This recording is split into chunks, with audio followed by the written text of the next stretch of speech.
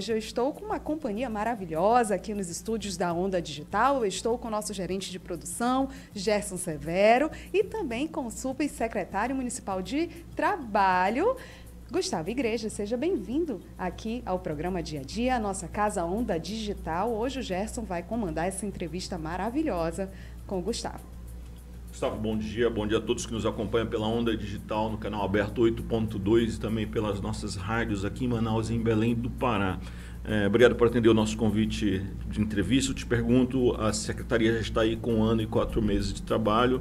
Queria que você desse um balanço para a gente das ações e principalmente de como tem evoluído o emprego, e no caso esse emprego que a Prefeitura mira aí, que é o pequeno emprego.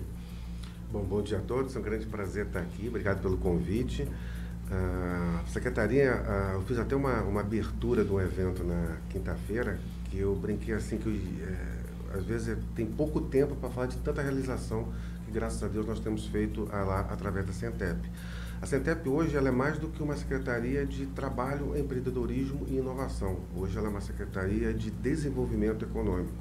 Então, se você pegar o próprio tripé, o nosso Cine foi o melhor Cine de 2021. Foi o Cine no Brasil que mais gerou vagas de emprego, que mais conseguiu colocação de pessoas. A parte de empreendedorismo, acho que nunca se fez um trabalho tão forte na economia criativa e solidária, de artesanato.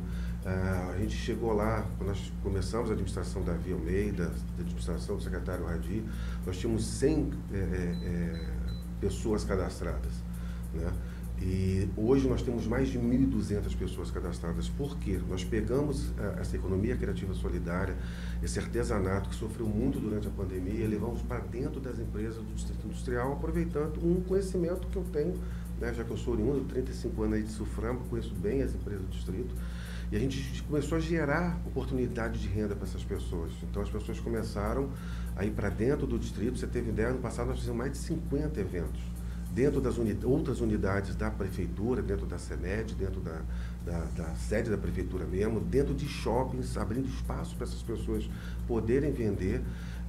Isso está numa crescente que não para, né? Hoje, esse ano, nos 4 primeiros meses do ano, nós já conseguimos um faturamento superior ao ano passado todo, né?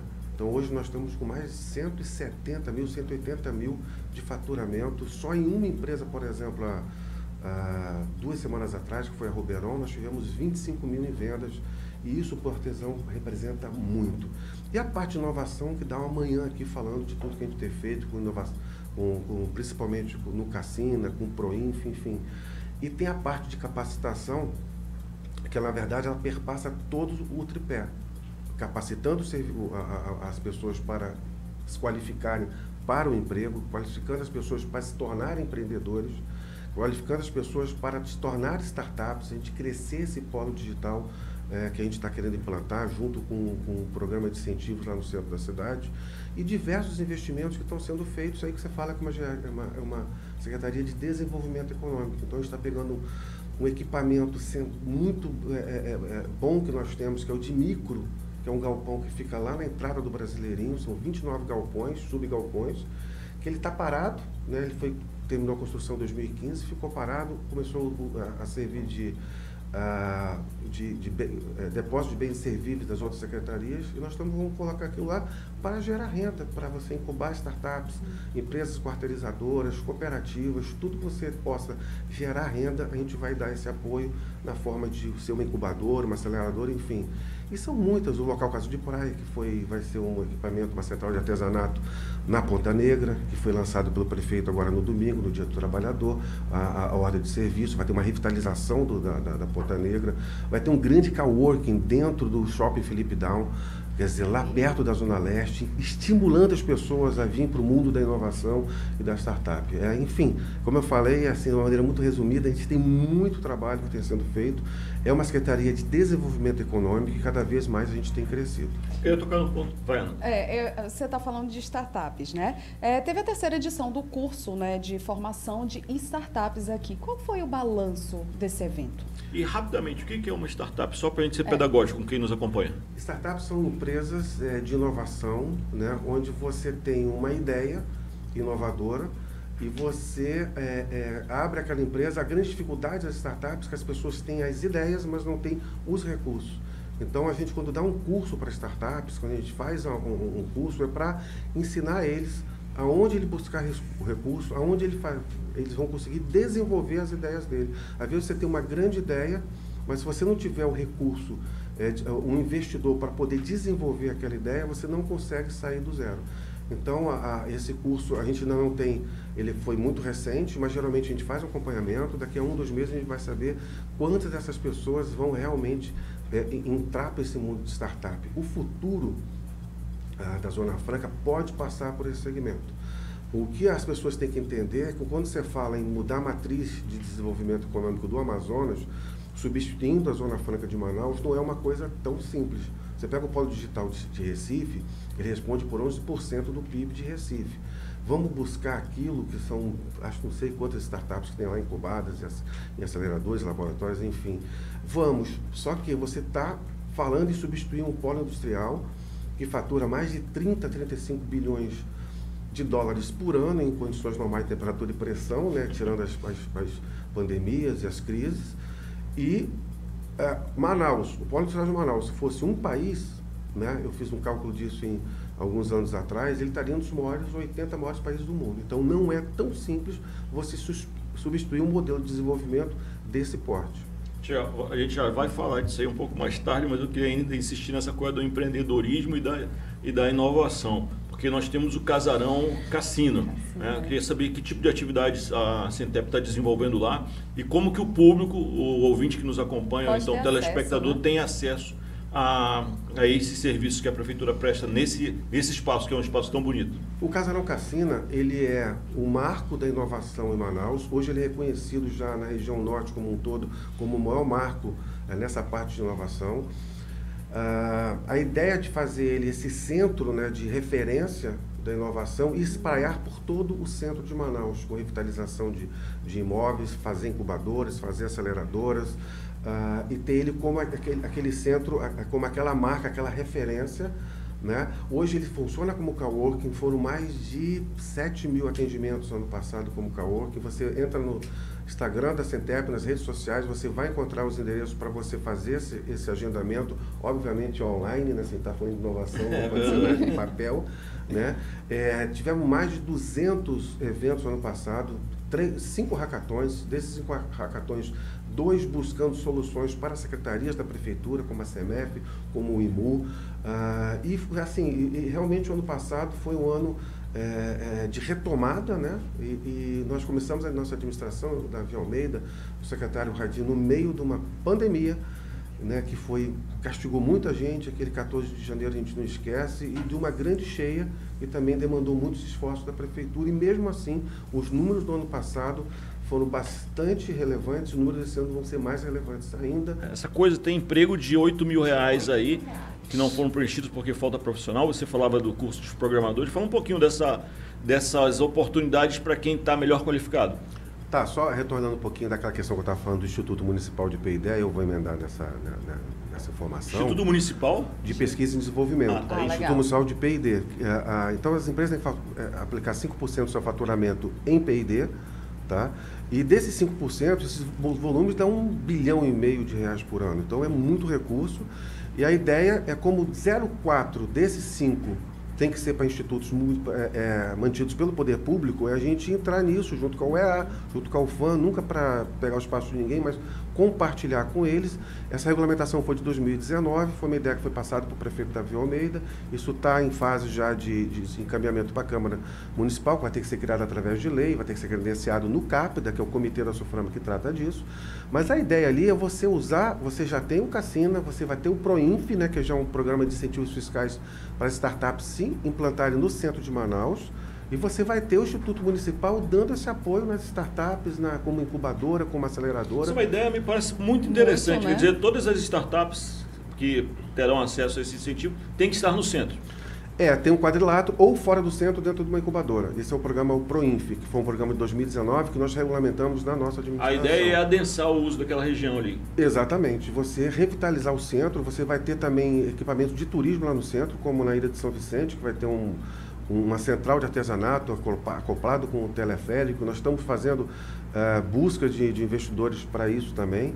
E você ter esse ambiente no centro, você melhorar, você fazer do centro um polo digital. E essa parte de programação, a gente tem buscado nas nossas capacitações, junto ao Cine, junto ao empreendedorismo, junto à inovação, trazer justamente, você olhar o que o mercado está demandando no trabalho, para você justamente ser mais específico nessas capacitações. Uma delas são os cursos de programadores que a gente tem buscado incansavelmente. Hoje se fala que se você botar 300 programadores em Manaus no mercado de trabalho, eles são absorvidos imediatamente. E isso é um fator positivo, o crescimento do setor de inovação de Manaus que está trazendo isso. Então, aquela dor de cabeça boa, melhor que seja assim do que você ter 300 profissionais desses desempregados. E tem bastante vagas nesse setor, né, com salários de até R$8 mil, e muito amazonense não sabe disso. Isso, os salários são bem atraentes, né? Hoje em dia, eu acredito que o futuro seja a programação. Né? Hoje em dia, se um filho, um sobrinho chegar para mim, por onde eu vou? Meu filho vai ser programador, porque um amigo meu brincava, vai ser jogador de futebol, mas sem brincadeiras, hoje em dia é um segmento que você já sai empregado. Eu particularmente, eu conheço pessoas daqui do Amazonas que hoje foram morar na Finlândia para trabalhar em grandes empresas para fazer programação, para trabalhar com essa parte de programador, né? No caso, ele é programador e é um dos melhores lá. Olha que legal. Você falava também desses espaços das feirinhas. Por exemplo, teve a feira da Ponta Negra no final de semana, né? Como é que foi lá esse trabalho? O trabalho foi quem que atrai essas feirinhas? Foi muito bom. A gente acabou, eu quando vim da Suframa, eu trouxe comigo uma equipe, né, um diretor, e ele é uma pessoa muito proativa e a gente corre atrás, a gente vai atrás das secretarias para abrir espaço para eles, vai atrás dos shoppings, né? Geralmente a gente consegue essas parcerias com os shoppings e vamos atrás também das empresas do Distrito Industrial. Esse trabalho tem sido muito bacana, a gente inclusive é convidado, né, constantemente para participar das CIPAs deles. É um trabalho muito bacana, porque você vai na empresa, a gente vai realmente no dia do pagamento, os funcionários gostam demais, a empresa gosta muito, porque você é obrigado, né, claro, ter uma hora de descanso. Então a pessoa almoça em 20 minutos, tem 40 minutos, você fica naquele shoppingzinho lá, tem comida, tem artesanato, tem toalhinha. Vai no dia estratégico. Exatamente. Dia do pagamento. Então a gente vai nos dias de pagamentos. E algumas empresas ajudam tanto, apoiam tanto, né? Uma dessas foi alguns dias atrás, lá do distrito, com a empresa de plástico, que é a Ruberon. Ela, inclusive, deixa as pessoas comprarem e desconta na folha de pagamento. Então isso fomenta mais ainda. Faz um consignado. A compra, isso. E essa empresa de que é essa empresa? A Ruberon é uma empresa que está crescendo aqui, que faz compostagem plástica, faz resina plástica, faz filmes de estresse. E ela fica lá no distrito, ela começou com um galpão, já está com mais de 6 galpões lá. E tem crescido bastante. Ela está junto da Genes, que é uma empresa que faz esses equipamentos de ginástica aí mais caros aí desses TVs. Isso. E aí eles dão uma quantidade de gente muito interessante. A gente fez um evento de Páscoa lá, entendeu? E foi muito, muito legal. A venda desse ano, elas bateram recordes. E vai para dentro do distrito e a gente começa a ser procurado. As próprias empresas já procuram a gente. E é aquela pequena ação que causa um grande efeito, né? Porque é só encontrar um parceiro e colocar as pessoas lá, né? Às vezes tem gente, talvez pela natureza do produto dele, o lugar que a gente leva, a gente tenta ser o mais democrático possível, a gente faz sorteios, né? As pessoas se inscrevem, a gente faz sorteio, a gente tem grupos de WhatsApp específico para isso. Mas eu escutei de uma pessoa lá na Ponta Negra esse final de semana, que ela não vendeu muito, ela falou, poxa, infelizmente hoje pelo meu produto eu vendi só R$130, mas se eu tivesse em casa eu vendido zero. Então estou super feliz de estar aqui, fiz meus contatos, posso fazer encomenda, eu dou os meus cartões, a pessoa às vezes não compra na hora, mas tem um aniversário, tem alguma coisa e encomenda depois. Na verdade, se a gente for fazer um acompanhando, a gente pode pegar esse faturamento, botar mais 20%, 30% em cima por causa das encomendas. Visualizações posteriores nos sites também acontecem. Gustavo, eu queria mudar a chave da nossa conversa, não sei se você queria destacar mais alguma coisa que você faz lá na Secretaria, mas eu queria aproveitar a tua expertise na Suframa para a gente discutir a situação do nosso polo industrial, que você já adiantou um pouquinho aí no discurso. Tem mais alguma coisa que você queira destacar da CETEMP? Não, acho que a CETEMP, acho que o que eu queria que ficasse marcado, né, que hoje ela é mais do que uma, pela liderança do prefeito Davi, liderança também do secretário Radi, A gente é mais do que uma Secretaria de Trabalho, Empreendedorismo e Inovação. Hoje nós temos uma Secretaria de Desenvolvimento Econômico. E somos bastante elogiados. Se você perguntar, por exemplo, pessoal de empreendedores, pessoal de feira, eles estão assim, encantados com o nosso trabalho, graças a Deus. Show de bola. Parabéns ao prefeito, ao secretário, ao seu trabalho, mas vamos lá para a SUFRAMA. Nós estamos vivendo um período em que os ataques ao modelo não são ataques, é uma compreensão talvez equivocada do modelo por parte do governo federal, faz com que a gente tema pelo futuro, né? Mas me impressiona que grande parte dos amazonenses ainda não compreenderam isso e defendem o que está sendo feito contra a Zona Franca. Como é que você, que viveu por dentro esse modelo, acompanha esse momento? Uma coisa que eu lamento muito nos últimos 2, 3 anos é que está se politizando tudo. Se politiza a pandemia, se politiza a vacinação, tudo é politizado. Então as pessoas perdem um pouco a razão em cima do debate, né? Do debate. Então, às vezes, eu posso ser um simpatizante de determinado político, mas se ele fizer algo que prejudique a minha vida, a minha sociedade, eu vou fazer críticas construtivas em cima daquilo. E as pessoas estão com muita dificuldade de aceitar essas críticas construtivas. Sangue nos olhos, né? Então, assim, hoje, realmente falta essa compreensão. Os decretos que estão sendo colocados diminuindo o IPI, você está indo no coração da Zona Franca de Manaus. A Zona Franca de Manaus ela é garantida para o artigo 40 das disposições transitórias da Constituição. Ela diz que você tem que manter por determinado ano, que hoje é quantidade de tempo, que agora vai até 2073, a Zona Franca de Manaus com suas características, com seus diferenciais competitivos. Quando você diminui os IPIs, você diminui isso. E assim, o que me deixa preocupado é para mim, qualquer redução, qualquer medida que seja linear para uma base que não é linear, é extremamente preocupante, é feito no achismo, no chute. Então, você tratar desiguais como iguais. Então, quando você falar 25% do IPI, você vai pegar vários segmentos da indústria brasileira, incluindo a Zona Franca de Manaus, que vão sofrer de maneira diferente. Então, 25% você pode não acabar com o polo hoje, mas com os 10% do II que foi reduzido ano passado, 10% que está previsto para esse ano, já aumentou para 35% a redução do IPI, se fala chegar a 70% até o final do ano, você vai ferir de morte uma economia que hoje é baseada na Zona Franca de Manaus. E muita gente não tem essa compreensão. São 100 mil empregos diretos, 500 mil indiretos, você tem quase metade da população economicamente ativa direto na Zona Franca de Manaus, mas gerando uma renda sem o qual os outros 50% não vivem. E as pessoas não têm essa compreensão. Eu não vivo de Zona Franca de Manaus, vive. Tem um amigo meu, há uns 10 anos atrás, que é advogado, falou para mim assim, eu não dependo da Zona Franca de Manaus. Eu falei, depende. Quer dizer que a demanda pelo seu serviço de advogado com 2.200.000 habitantes seria a mesma se a gente tivesse 200 mil habitantes? É óbvio que não é.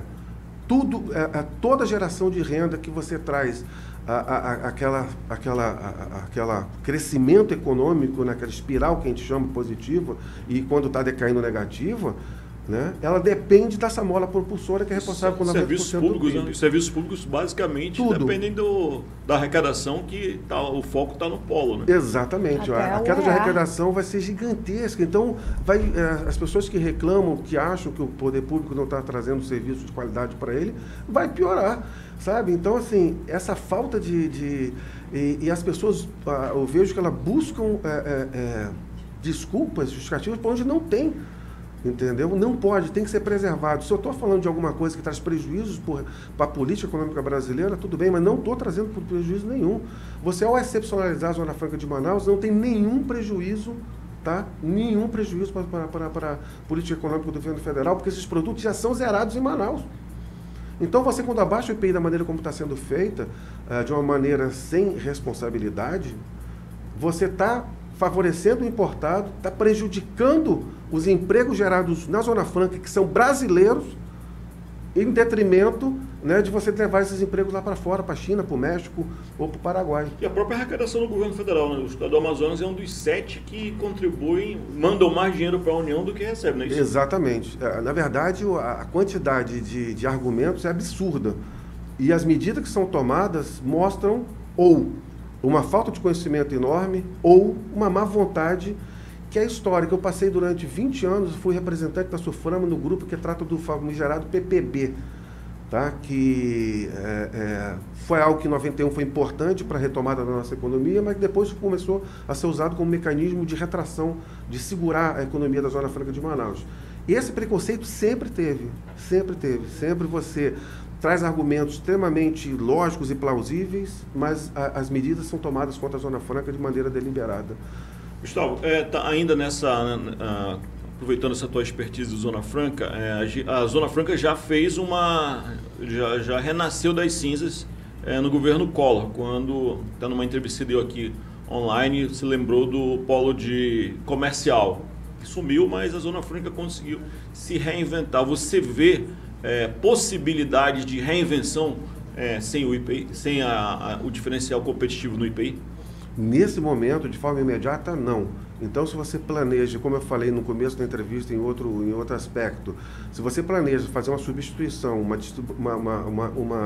diversificação de matriz econômica, substituindo a Zona Franca de Manaus hoje é um parque industrial, é o segundo maior do país, em termos de concentração, e não é uma coisa de dia para a noite, é você substituir o PIB de um país, de uma hora para outra. Então, primeiro você cria as condições para que haja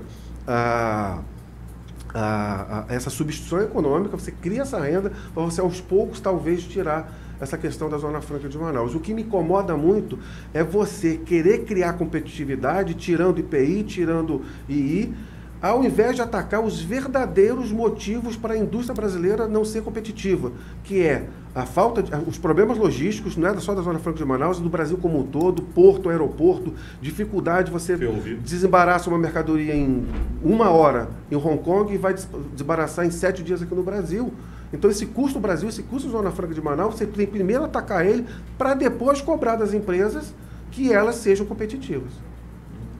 Uma coisa importante também que tem sido colocado aí por que nós não aproveitamos as nossas potencialidades regionais, o sequestro de carbono, por que a gente compra tambaqui, né? O potássio, por que a gente compra tambaqui de fora e não produz aqui? Você já tem também experiência com isso e agora eu imagino que na CETEMP também tem alguma interface com relação a isso. Como é que você vê essa argumentação? Olha, vocês não fizeram o serviço de vocês, agora acabou. Eu não gosto desse argumento, apesar de ele ter alguns fundos de verdade. Engraçado, você fala assim das esferas governamentais, não se diversificou a matriz, não aproveitou as potencialidades regionais. Parece que a culpa é só do município e do Estado e nunca foi do governo federal. Quer dizer, na verdade, foi um dever de casa que não foi feito. Eu falo isso num livro que eu escrevi sobre Zona Franca de Manaus em 2017, que duas coisas que foram pecados no modelo de desenvolvimento que, para mim, é de sucesso. Isso serve para a economia brasileira como um todo, falta de desenvolvimento local de produtos, você ter a inteligência dos produtos aqui e melhoria na logística, tanto física como de anuente, internet, etc., que não são coisas exclusivas da Zona Franca de Manaus, são da economia brasileira como um todo. E aí as nossas dificuldades vão seguir, mesmo que ocorra uma decisão hoje de mudar a matriz. Isso. Aí o que me causa espécie é o seguinte, já que não foi feito o trabalho, então pode acabar com a Zona Franca de Manaus?